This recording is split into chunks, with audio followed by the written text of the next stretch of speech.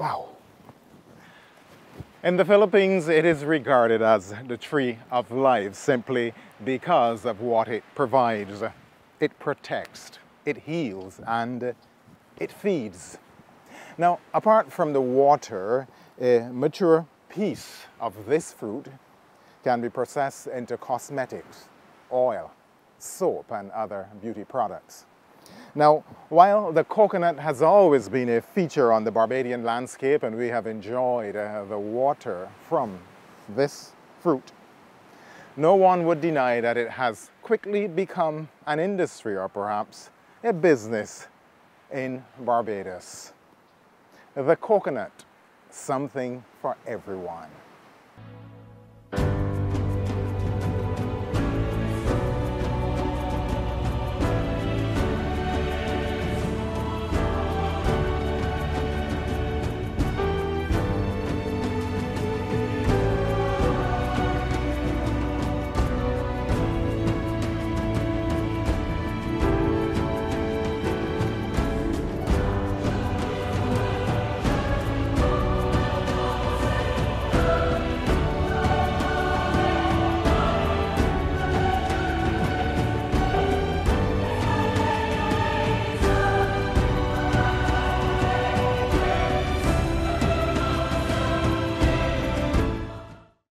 Hello and welcome. I'm Sherwood McCaskey.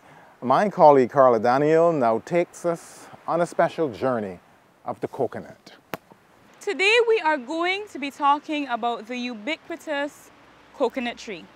Now this is something that we are all familiar with, whether it is from seeing them growing along our coastlines. In every picture of Barbados you will see a bright white sandy beach with coconut palms spraying in the breeze, or maybe it's simply from driving along our highways and seeing the guys peddling their coconut water and their coconut flesh on this side of the road. Perhaps you grew up with your grandmother and she would have given you a part of the coconut husk to scrub those dirty pots and pans. Regardless of your place in society, regardless of your home in Barbados, whether it's inland in St. George or St. Thomas, or on the coastline like St. James or St. Andrew, you would be very much aware of the coconut tree.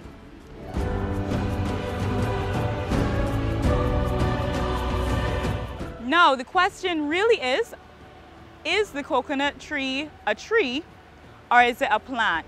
And that is one of the things that we will be answering today as we journey among the palms and discover the origins of the coconut. The first question we are going to answer is our beloved coconut a tree or not? Now, as you can see, it has a trunk. Trees tend to have trunks, and it has these things which look a whole lot like branches. However, botanically, this coconut is most definitely a palm and not a tree. Trees are, by nature, plants with strong branches, and these things, which do look a whole lot like branches, are actually the leaves of the coconut tree. So while it has a tall, slender trunk, and it can be very tall, reaching in some places almost 30 meters, it does not have branches. These coconut leaves can also be very long. They can reach 3, even 4 meters in length. Here's an example of a very, very long branch. As you can see, I'm about 5, or maybe give or take a couple inches, 5 feet tall, and this is much, much longer than I am. Now, the branch, well, what we would call the coconut branch, but what is in fact a single coconut leaf, is pinnate, and all that really means is that one leaf is made up of a number of leaflets. Now, the coconut tree, and we know it everywhere as a tree. So while it may not be botanically a tree, we cannot exclude it because culturally, and as far as everybody else is concerned, the coconut tree is indeed a tree. Now, the coconut tree, how exactly did it get its name? What is this whole coconut thing? Where is this cocoa, where it come from?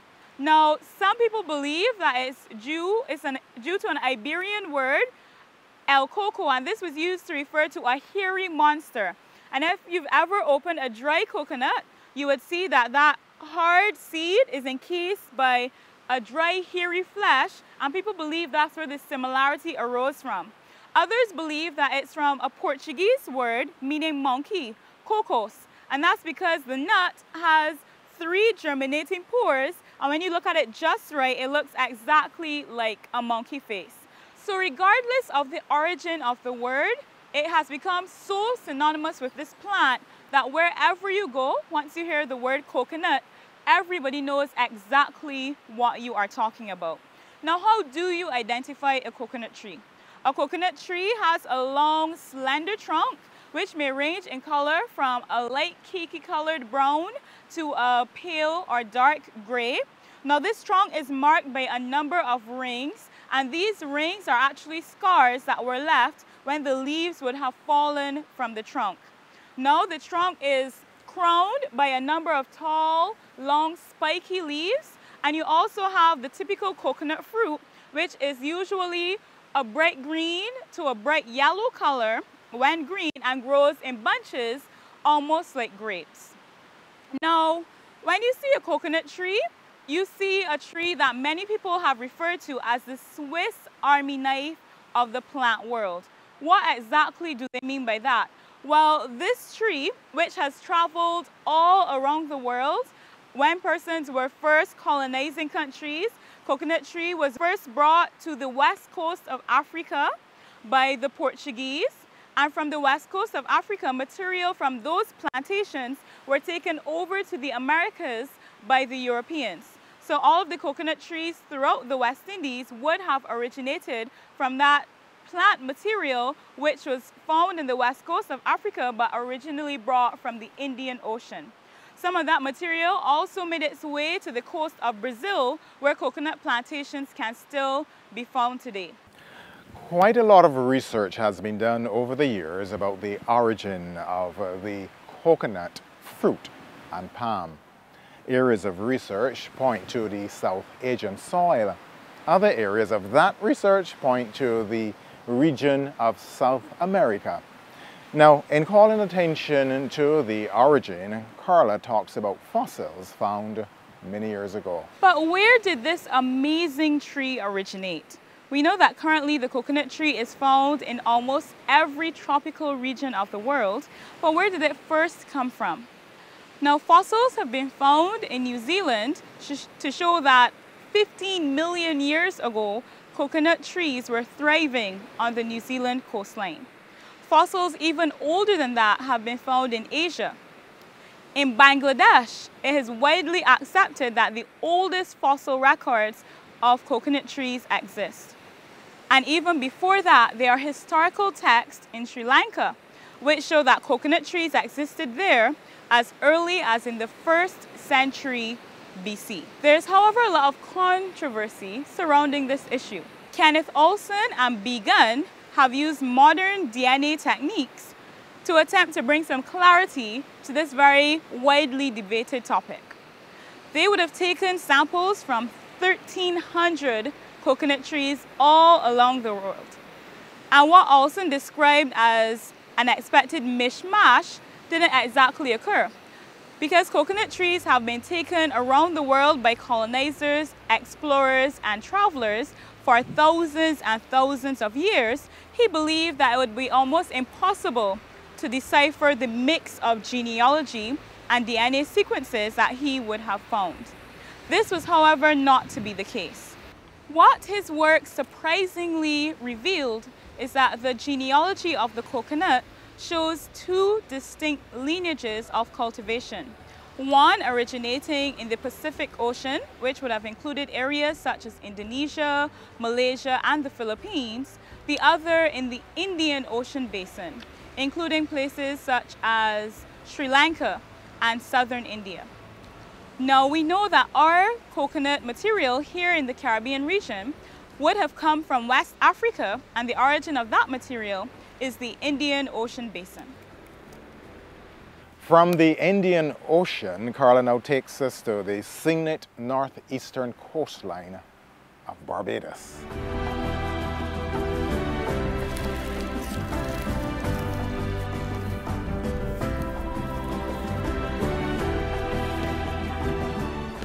When persons normally think about Cove Bay, St. Lucie, they think about dramatic views, pounding surf, caves, and chalky colored cliffs. What they often don't recognize is that one of the most striking features of this location is this coconut grove behind me.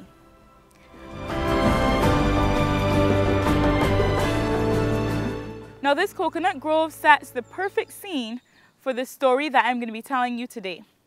This story has its roots firmly placed in Malaysian folklore, and it took place in an area that I imagine looked exactly like this one.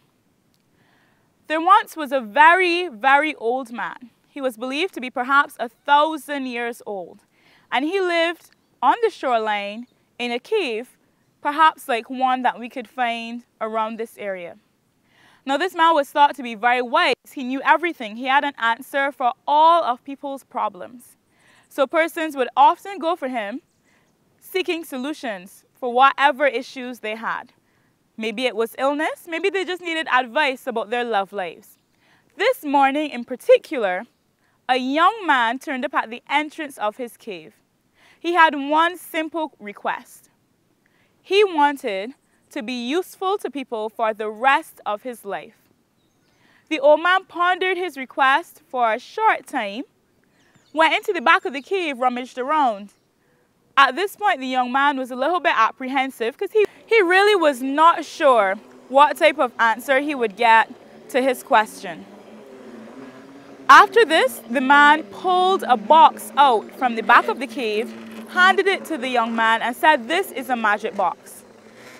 In this box is the answer that you are seeking. However, there's one catch.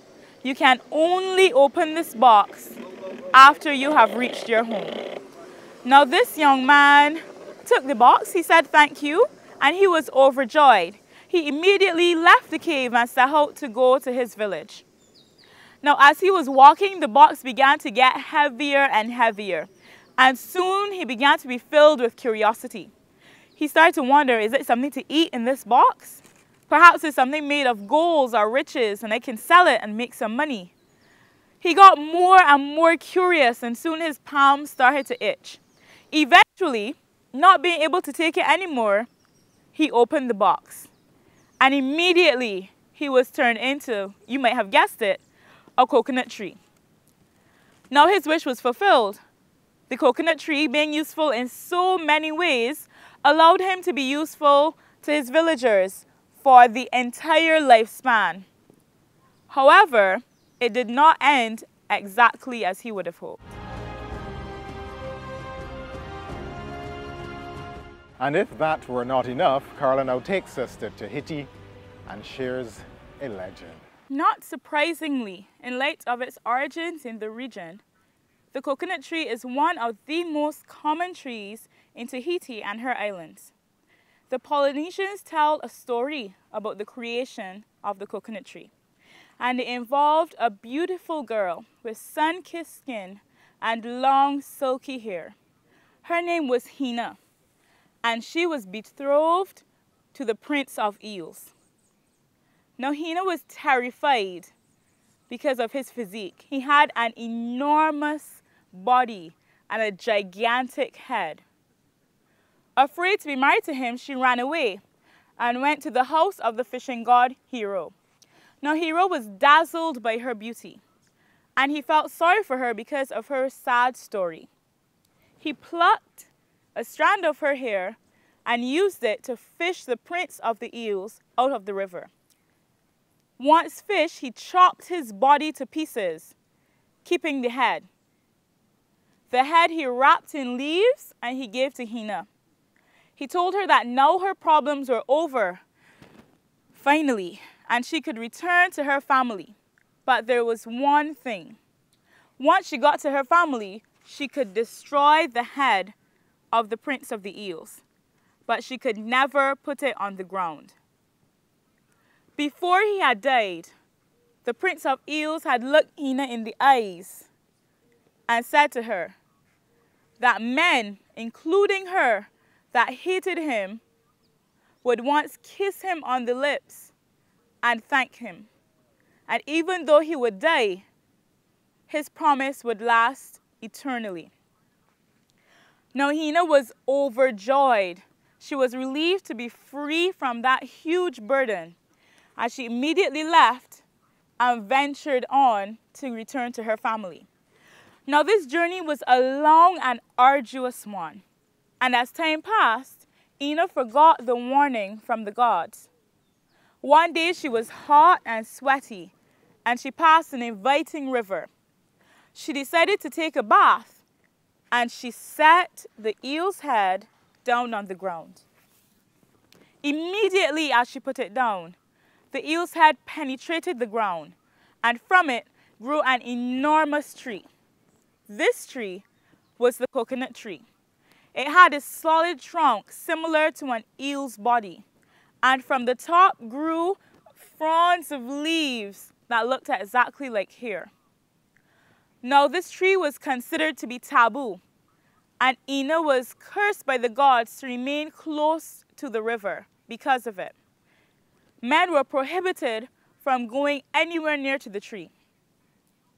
Now as time went on, a terrible drought struck the land, and the coconut tree was the only one to resist the sun.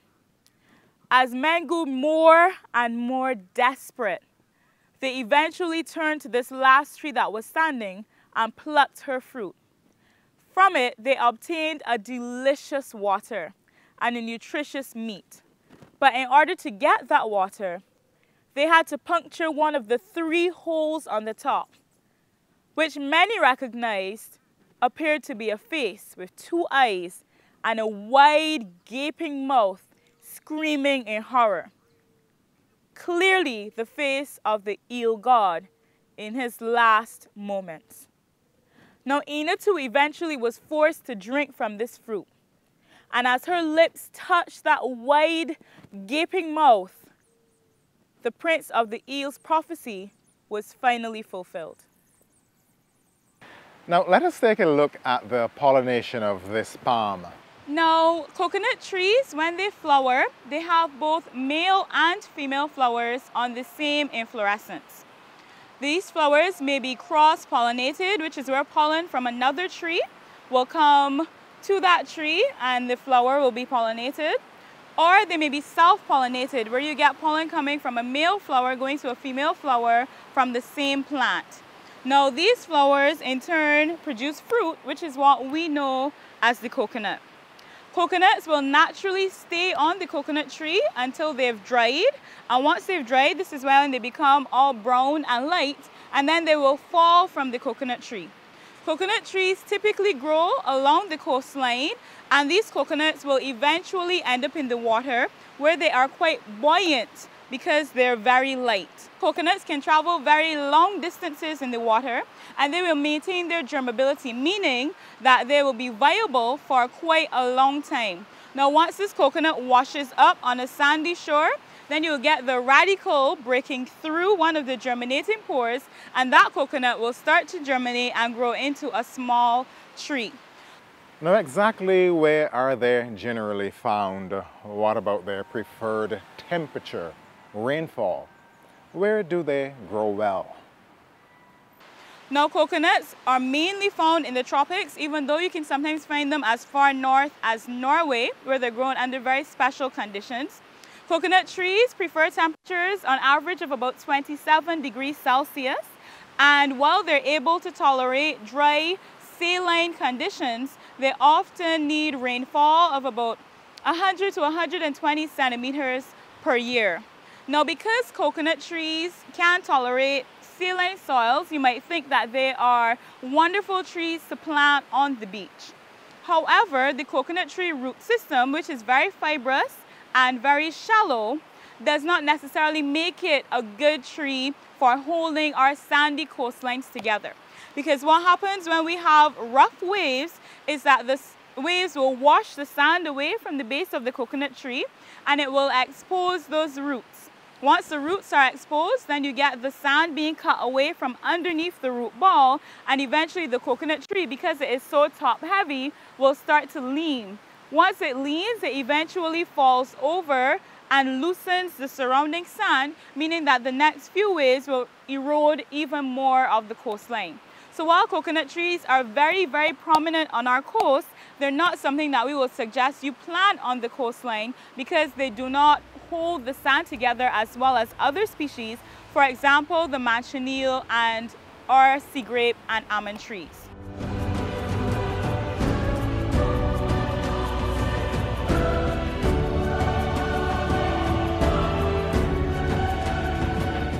Let us look at the fruit, the water, the nut, the different types of water that you get from the fruit. And why is that so? Of course, we cannot deny the many health benefits.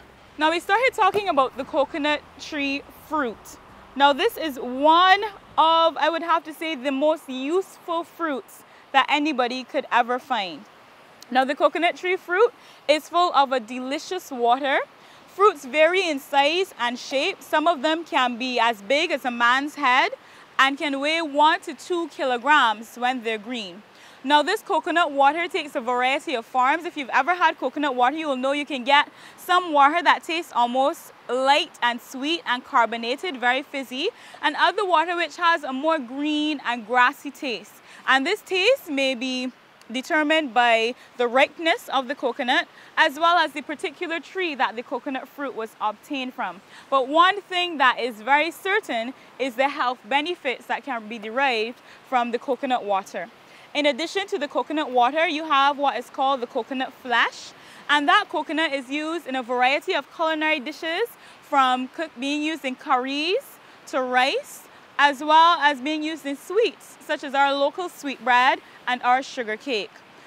And of course, that is not enough. We could all think of many more ways in which the coconut can be used.